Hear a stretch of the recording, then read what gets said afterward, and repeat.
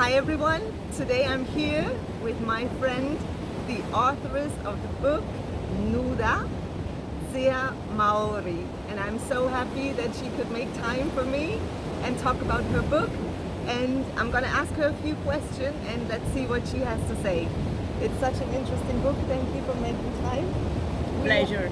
We have been friends for a long time and I'm really pleased that you finally came out with your amazing book and that I'm back here being able to talk to you about the book in this magical place where we also, I remember, had a few discussions in the past about your book when it was still like in baby shoes, sort of.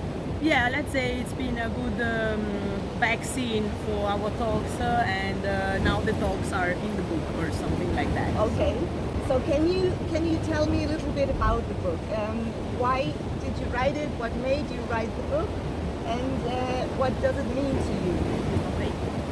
So the book is born because I was keeping some diaries while I was here because I was getting through a big transformation of myself, and so I kept these diaries because I needed to vomit things out, and the paper was my only true friend. So I was really writing in there all my true feelings and how I felt without thinking too much. If it's good, if it sounds bad, if it's not really proper or whatever, it was just my true self. Yes. And then I met one guy that published his own book back in Italy, and so with his help we decided to publish. Wow, that's amazing. Yeah. And I can still remember you telling me about those vomiting stories, and it was really fun at that time to listen to it, and actually I could already see it as being part of a book, and I had no doubt that it would be a great success. Apart from being just written things, it's also your artistic side. You also published some of your artwork in the book, didn't you? I did, because I'll show a few of them. Because there are like, wow, you have some drawings in it, because there are times when the words are just not enough, and combining things and images together, you just get the feeling you want to express stronger, and that's the real thing you want to say. So, yeah. Yeah. And even the cover of the book is full of your art, isn't it? Yeah. The back So, side. well, this is like white on black, because it's like a paint of white. Because it's all about your black and white part and how they mix and how they show. One without the other cannot exist, right? And the back, always black and white. It's so all the words are talking about the main themes in this book, and so many people ask me why. The Dreamcatcher is because it's been the beginning of it. When I built a big Dreamcatcher, putting in there all my dreams and what I wanted in life. So having my goals in front of me every day, I could be clear on the direction. Mm-hmm. The eye and the mouth is because they are two great instruments we have to feel and to perceive the word and to communicate and to express. Exactly, yeah. The candle, it's because it's always a good companion. It does always make a nice light, a nice atmosphere, makes everything cozier, everything warmer. Yes. And this, it's because this is actually taboo so many times, especially for women.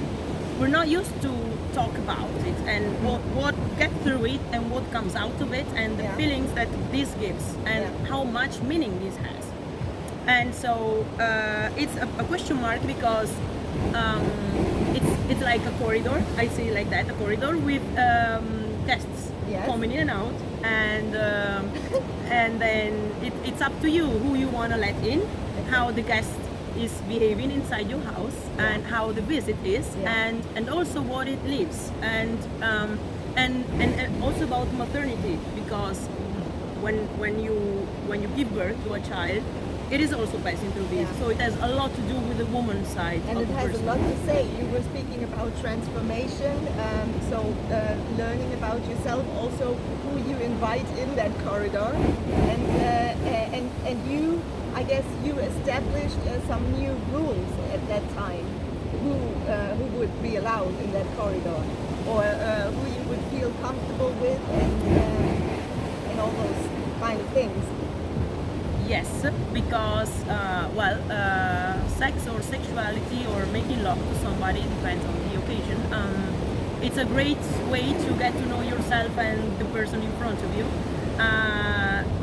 You are actually, or usually, let's say naked, or let's say some parts of you are exposed, whether physical, whether feelings, and so you can show yourself and see the other person. So it's a great mirror.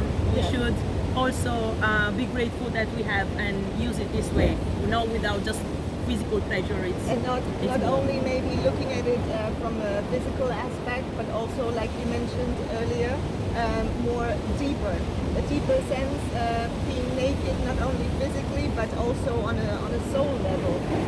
Absolutely. Stripping on a soul level is much deeper, and I think can also strengthen human connections. That's why, on the short story of the book, I'm talking about being naked, which is the title of the book. Yes. Because you're actually, when you do that, you're actually without masks, without clothes, without even skin. You're just your true self, 100%, without no fear, no feeling ashamed of it, and just enjoying your true being. If you can enjoy it, if you are happy on that journey. Yeah, otherwise you should work on it. Exactly. Yeah. Well, I mean, it's a lifelong journey and a lifelong learning and working on it. But in making it fun, I guess, is part of it. Yeah, absolutely. And you learn either through fun or through joy. Yeah. Fun or through pain. So, speaking about the cover of the book, it's called Nuda, Naked, and that's the title, and the author, Zea Maori. It's such a extravagant name. Can you explain a little bit what it means to you, and how you put it together? Sure. Actually, I didn't use my real name because I don't want my family to read it. Not yet. Zea, it's another name of Ekate, which is a Greek goddess, and it is a lot of things altogether. I'll try to explain in short terms. She is represented usually with three faces because she has a triple form, and that represents usually the transformation of somebody in life. So you have the young lady, the woman, and the ancient lady. You have life, death, and rebirth. You have the three realms where she has some domains, so the sky, the earth, and the underworld. Yeah. And her symbols are keys and torch and dogs, because she's somebody who you can travel with. So she can go deep down, and she can go really up high. Yeah. And so she's the one taking you by the hand and showing you your light part and your dark part. And she doesn't have any sex. She's whether masculine and so male and female, all in one, to represent this feeling that there is no wrong or right, there is no good or bad, there is just one. And you should get to know it, everything that makes part of your being. It's important. It's not wrong. You need to know what is inside of you and work with it and appreciate even that part of you. So That's it. It represents the yin and yang, the dark and the light, and body, mind, and soul. If I can say in one word, I would say she represents the transformation and these little moments of movement in life when something changes, because she's also the goddess of the crossroads. In crossroads, there is like the space of nobody, because there are three streets, and in the middle is of no street. But it's also representing the possibility of choosing. Yeah. And so changes, and so new opportunities, Exactly. and so she's the one guiding in you in that. So that is it's a life goddess, because life is change. That's the only constant we actually have in life. True. And as you said, it's about trusting life and trusting this goddess to take you by the hand. That the universe is gonna always got your back. Yes, it's just about trusting it and going with the flow, and just making those changes. And also, speaking of transformation, I think it can be a good guideline as well. That's why I chose this name, not because, well, I also feel like that, like she is, but because I am wishing to myself that this is will always be my guide, my inspiration. Yes. Yeah. Wow. That's amazing, and such a creative title and name for an authoress. We were talking earlier about why you wrote the book. Can you also maybe explain a little bit about what motivation is behind, what feelings are deeper down, hidden in there, in that hidden gem? Okay, so the book is talking about, as I said before, a period of transformation in my life, and so the story is about a girl of 30 years old that has been traveling quite a lot in her life, and she ends up in the island of Tenerife, and which is also mentioned to be the island of the heart in the chakra. And there she has plans with her boyfriend,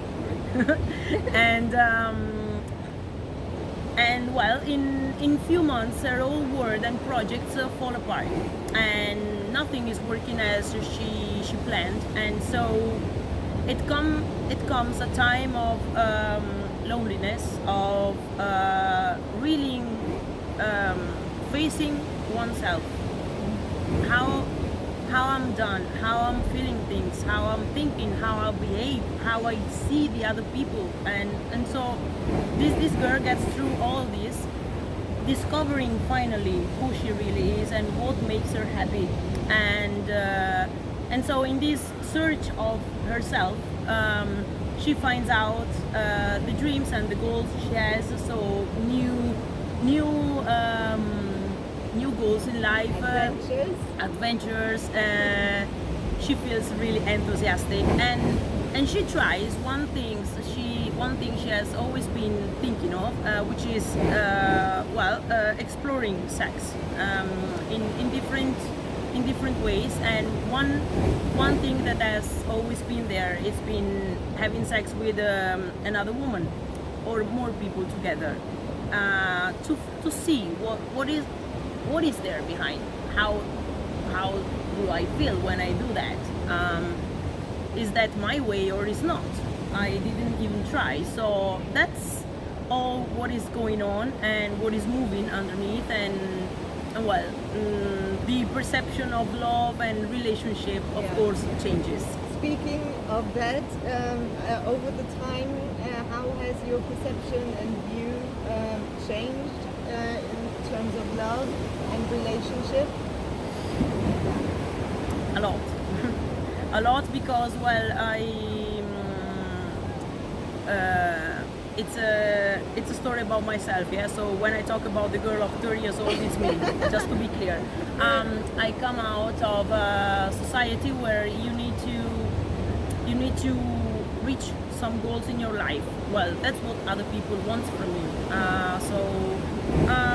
Title in the school, a good job, finding the right guy, getting married, children, blah blah blah, house, and so on.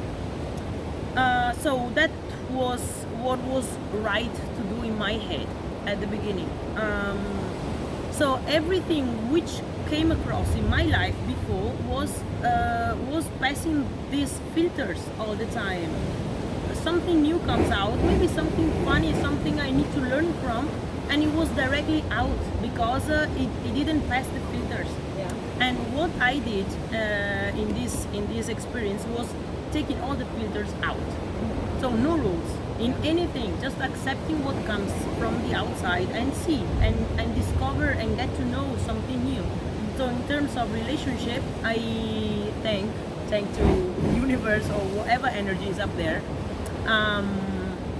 I met really, really, really cool people, just great souls, and they were so open-minded that they passed me this value of just love and do not expect anything back.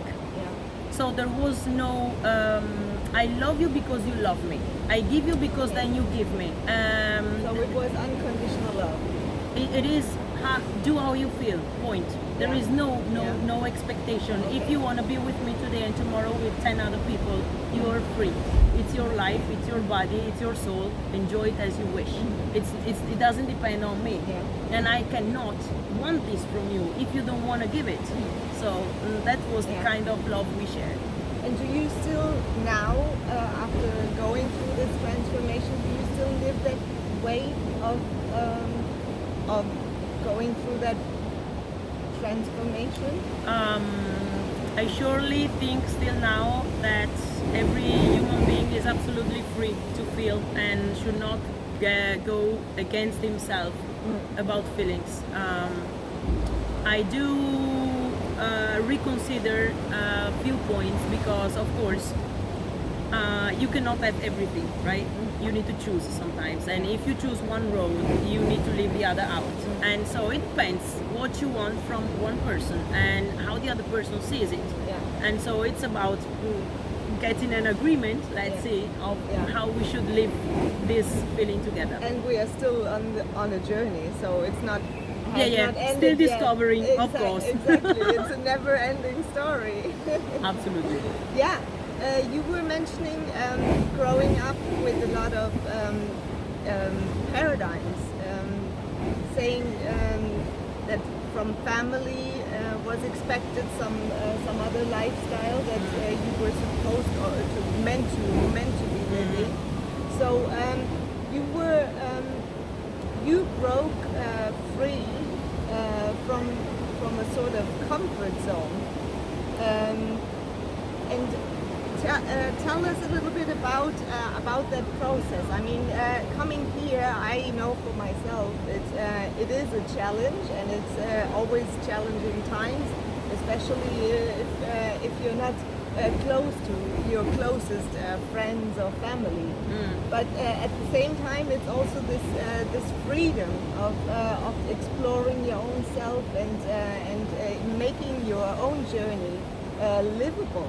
So how was that process for you, stepping out of that comfort zone, that coziness of home and shelter and friends around you? Did it come easy? Were you really actively seeking it, or did you really have to push yourself towards it? Well, it happened because I started to work abroad when I was 19. I had this feeling when I was 19 of something missing. Something was not wrong, was not right in my day-by-day life. It was like the question I had all the time in my head was like, is it all here? Is it this why I'm here for? And being in a society where the appearance and the money and what you have is more important than who you are, is just not enough. It's just not enough. And the point that you said before, the people surrounding you, usually like family, mother, father, brothers, closest friends, are the ones that are, in my opinion, and this is my path, that I needed to take out. Because those are the ones that most of the time are expecting something from you. They gave you one direction and you are supposed to follow it. But you need to find yours. It's not theirs. It's not because it's not like the trees. You grow from an apple tree, then you are an apple. It's not that. No. Right? You are uniquely you. Yeah. And I mean, also parents, when they bring children into this world, it's just a form of custody in the end. You give life, and you come alone, and you go alone.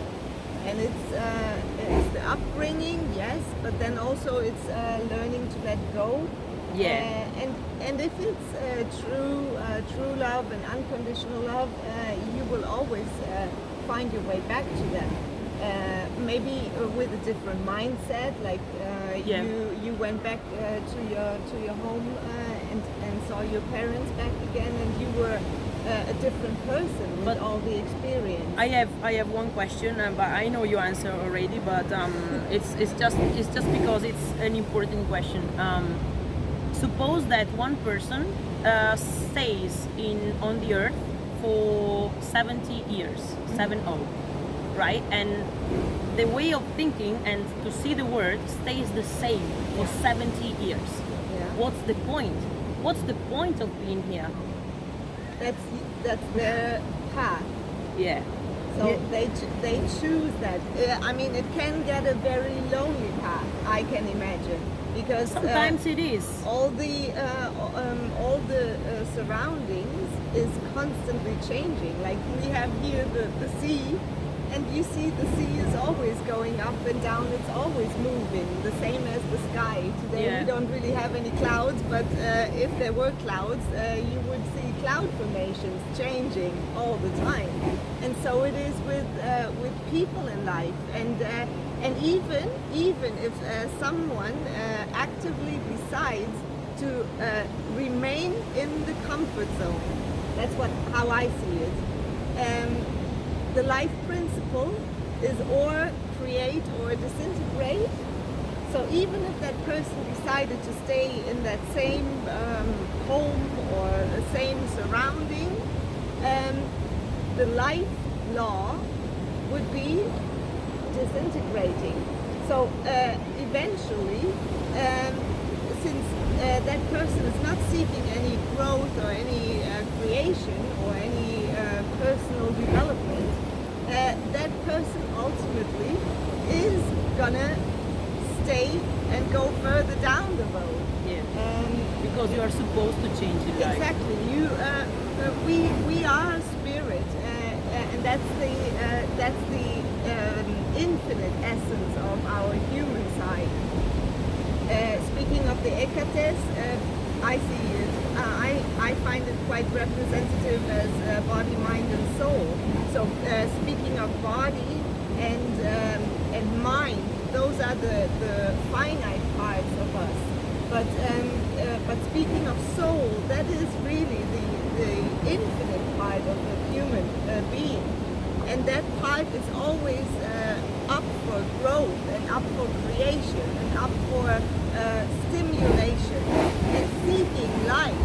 And if you're not seeking life, then you're seeking death, even if you don't say it, but it's something that comes automatically by law.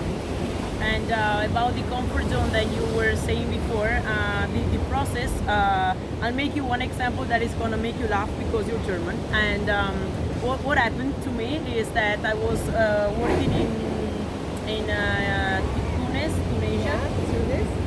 And while in Italy, you know, it's really famous for fashion and blah blah blah, and everything should be perfect and according one color to the other. So I arrived there with this mindset, and suppose that I was wearing all these brand things that make you feel beautiful.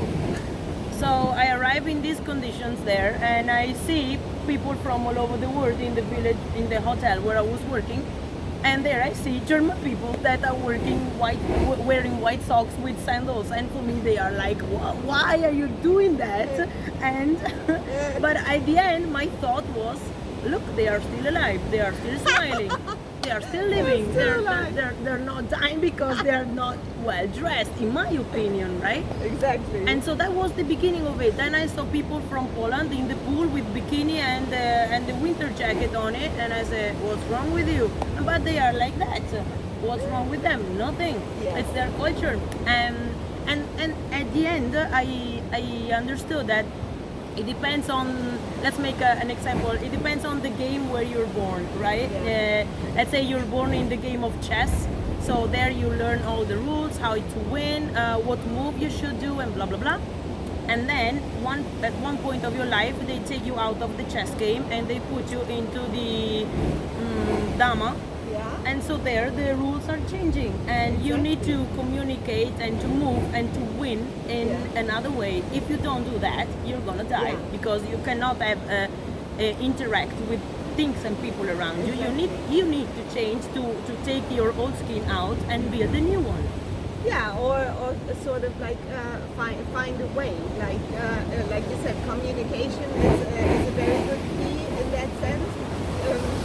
I personally believe that if they put me from chess to Dharma, that I don't necessarily have to give up my personality. No, it's not that. Not that, but I surely have to make my way to actually be part of the whole. Like in this whole world scheme, it comes more and more together, and we ultimately have to work together, and maybe also not push down our egoic side of our human being, but constantly make the effort to work on it and become more and more aware of the egoic side that we all have, you know, and we all have those triggers, and we are all getting triggered by different things because of our also different upbringing and history. Those things will always accompany us, but we can get more and more awake and aware of it, that we share those things in common. That's ultimately what we have in common. And also not always thinking that our way is the way. The right like one. Exactly. getting rid of habits, because it's just an habit.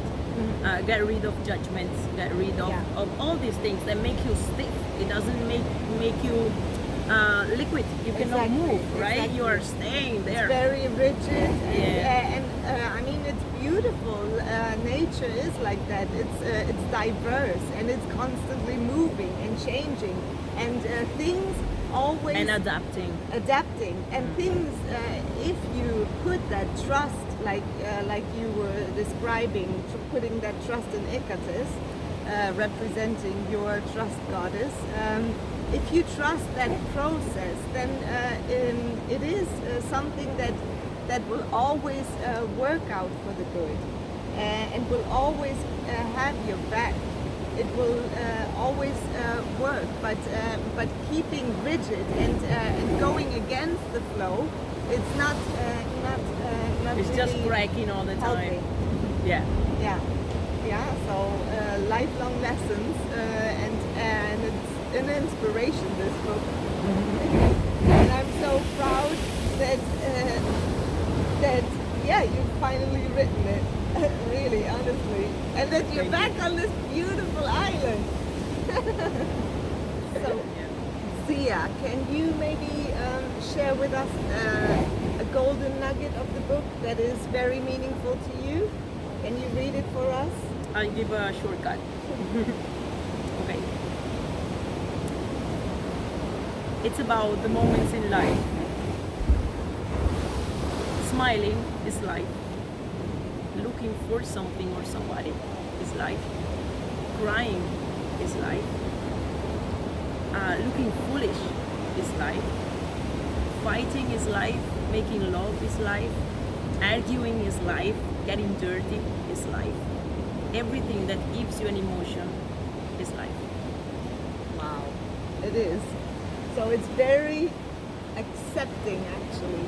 This statement, I take it in as very much accepting and letting people be as they are, and not having judgment, and embracing your own self and your own personality, and learning how to live with the things that you are not comfortable about. And oftentimes it's funny, like we ourselves, we are so much sometimes against us. Yeah. And others would actually love those features and those characteristics.